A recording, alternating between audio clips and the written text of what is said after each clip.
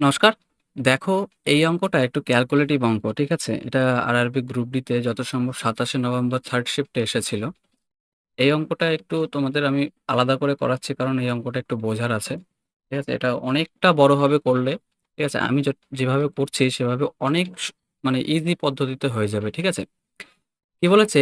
একটি দ্রব্য ৫৪% লাভে বিক্রি করা হয়। যদি ক্রয় মূল্য ৳৭৫ বৃদ্ধি করা হয় এবং বিক্রয় মূল্য ৳৬৬ কমানো হয়, তাহলে লাভ ৪০.৮% হবে। দ্রব্যটির আসল ক্রয় মূল্য কত? যদি আমরা ধরি সিপি, এসপি। সিপি ধরি আমরা ১০০x আর এসপি ধরি কত? ১৫৪x। যেহেতু ৫৪% লাভ হচ্ছে, তাই তো? তারপরে কত? সিপি বাড়ানো হয় কত? ১০০ এক্স প্লাস 75 আর এটা ১৫৪ এক্স মাইনাস 66, তাই তো? এটা বাড়ানো হয়। তারপরে ওদের লাভ আসে কত? এটার অনুপাত কত আসবে? আহ ১০০ একটু ১৪০ পয়েন্ট 8।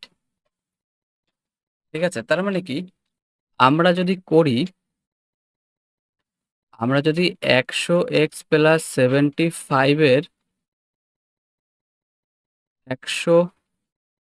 ১৪০.৮% বের করি, ঠিক আছে? তাহলে এটার সমানই হবে ১৫৪ মাইনাস 66 এর, তাই তো? তাহলে এটা প্রথমে আমরা এটাকে এটা দিয়ে গুণ করব, ঠিক আছে?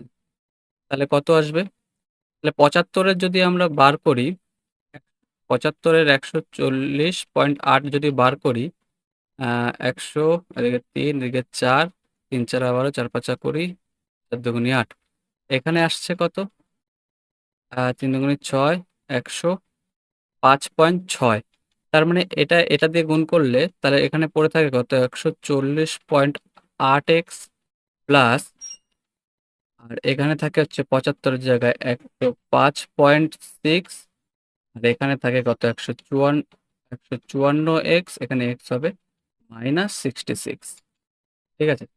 তাহলে এটা দিয়ে যদি এটা বিয়োগ হবে আর এটা দিয়ে এখানে বিয়োগ হবে, যেহেতু মাইনাস থাকবে এখানে মাইনাস 13.2 আসবে। এখানে গেলে 6171 এটা আসলো এক্স। এটা মাইনাসে থাকবে, যেহেতু এইটা ওই পাশে গেলে মাইনাস হবে, তাই এই মাইনাস মাইনাস কাটা। এটা কাটি, কত দিয়ে যাচ্ছে? 11 দিয়ে যাচ্ছে। 11 একটা 11, কত থাকে?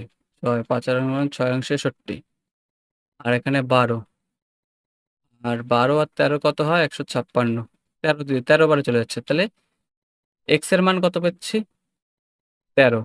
ওকে, তাহলে এক্স এর মান 13 হলে কস্ট প্রাইস কত? 1300। এটাই হচ্ছে রাইট অ্যান্সার। এর থেকে সহজ পদ্ধতি হয় বলে আমার জানা নেই। তোমরা যদি কেউ এর থেকে সহজভাবে করতে পারো আমাকে অবশ্যই বলবে, ঠিক আছে?